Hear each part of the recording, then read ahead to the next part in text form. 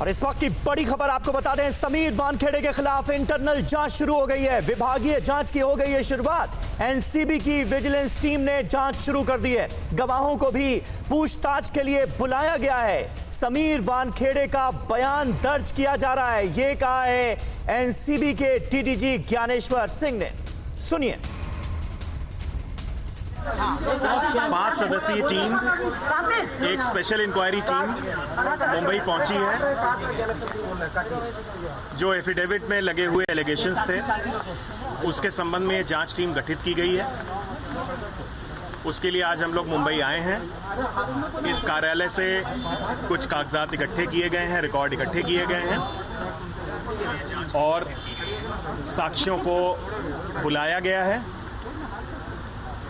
मैं यहाँ ये बताना चाहूँगा कि इस इंक्वायरी के बारे में आप लोगों को जिस तरह से आप लोग पूछ रहे हैं, रियल टाइम इंफॉर्मेशन देना मुश्किल है, क्योंकि ये संवेदनशील इंक्वायरी है और इससे जुड़ी हुई सारी चीज़ें मैं आपके साथ शेयर नहीं कर सकता। आज के लिए, अभी के लिए इतना काफ़ी है कि हम लोगों ने जांच शुरू कर दी है। आगे साक्ष्यों का स्टेटमेंट वगैरह होगा। जब हम किसी निष्कर्ष पे पहुंचेंगे तो आप सबके साथ उसका रिजल्ट साझा किया। तो एनसीबी के deputy director general Dnyaneshwar Singh को आप सुन रहे थे। वो ये कह रहे हैं कि केस से जुड़े सभी लोगों को बुलाया जाएगा। समीर वानखेड़े के खिलाफ इंटरनल जांच शुरू हो चुकी है। 5 सदस्यीय स्पेशल टीम दिल्ली से मुंबई पहुंच चुकी है और समीर वानखेड़े के ऊपर लगे तमाम आरोपों की जांच की जाएगी। जितेंद्र शर्मा इस वक्त हमारे सहयोगी हमारे साथ मौजूद हैं। जितेंद्र, यानी पूरे ड्रग्स केस की जांच जिस अधिकारी के जिम्मे थी, अब उसकी जांच शुरू हो गई है। आगे क्या क्या हो सकता है इस मामले में? जी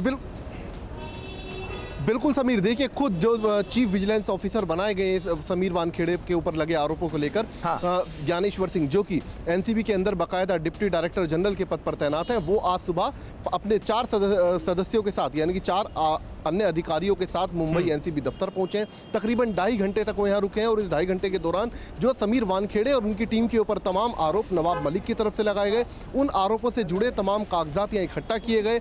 इसके अलावा कागजी कार्रवाई यहाँ पूरी की गई और उसके बाद जैसा कि खुद ज्ञानेश्वर सिंह ने बोला कि इस वक्त समीर वानखेड़े के खिलाफ ये जो आप दफ्तर देख रहे हैं एनसीबी का, जिस दफ्तर के अंदर बैठकर समीर वानखेड़े खुद इस आर्यन केस की पूरी तफ्तीश कर रहे थे, आज उनके बयान ही इसी बिल्डिंग के अंदर इस वक्त दर्ज किए जा रहे हैं, क्योंकि बेहद संगीन आरोप एनसीबी के जॉइंट डायरेक्टर समीर वानखेड़े के ऊपर लगे। तो ऐसे में जाहिर सी बात है कि इस केस से जुड़े जितने भी किरदार हैं, उन तमाम किरदारों के बयान दर्ज किए जाएंगे, चाहे वो समीर वानखेड़े हो या इसके अलावा प्रभाकर शैल हो। मुझे ये बताइए जितेंद्र, आज एक नया आरोप जो लगाया गया है, नवाब मलिक ने समीर वानखेड़े का निकाहनामा जारी किया जिस पर पूरा नाम लिखा हुआ नजर आया, समीर दाऊद वानखेड़े। उन्होंने कहने की कोशिश की ये कि वो मुस्लिम थे, उन्होंने अपना धर्म जो है वो गलत तरीके से पेश किया कास्ट सर्टिफिकेट में और उसका लाभ लेकर वो आईआरएस ऑफिसर बने यूपीएससी एग्जाम को क्रैक करने के बाद। क्या ये निकाहनामा कोर्ट ऑफ लॉ में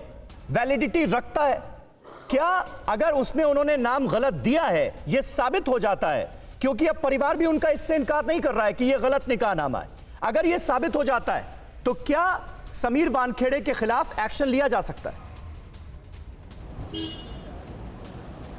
जी बिल्कुल, देखिए झूठे दस्तावेज पेश करने का और झूठे दस्तावेजों के जरिए नौकरी लेने का जो मामला है वो जाहिर सी बात है बनता है, डिपार्टमेंटल इंक्वायरी भी इसमें हो सकती है, लेकिन वो तब होगा जब इनके ऊपर आरोप ये सिद्ध होंगे अदालत के अंदर। लेकिन समीर वानखेड़े और उनका परिवार इन तमाम आरोपों पर साफ इनकार कर रहा है। उनका कहना है कि ये सरासर एक साजिश है और उस साजिश के तहत इनको फंसाया जा रहा है। लेकिन सबसे अहम बात यहाँ पर समीर यही होगी कि समीर वानखेड़े के खिलाफ जिस तरीके से उनके ही डिपार्टमेंट ने अपनी एक विजिलेंस इंक्वायरी शुरू कर दी है, वो आने वाले वक्त में कहीं ना कहीं समीर वानखेड़े को नुकसान जरूर पहुंचा सकती है, क्योंकि जो तमाम आरोप समीर वानखेड़े के ऊपर लगाए गए और इसके अलावा जिस केस आर्यन केस के अंदर जिस विटनेस को बनाया गया था प्रभाकर शैल को एनसीबी के द्वारा, जब वही विटनेस उस पूरी जांच टीम के ऊपर सवाल खड़े कर दे, खुद समीर वानखेड़े के ऊपर सवाल खड़े कर दे, तो ऐसे में ये माना जाना तय है कि कहीं ना कहीं आने वाले वक्त में समीर वानखेड़े की मुश्किलें इस पूरे मामले में बढ़ सकती हैं। जी, फिक्र आपकी, सोमवार से शुक्रवार रात 9 बजे सिर्फ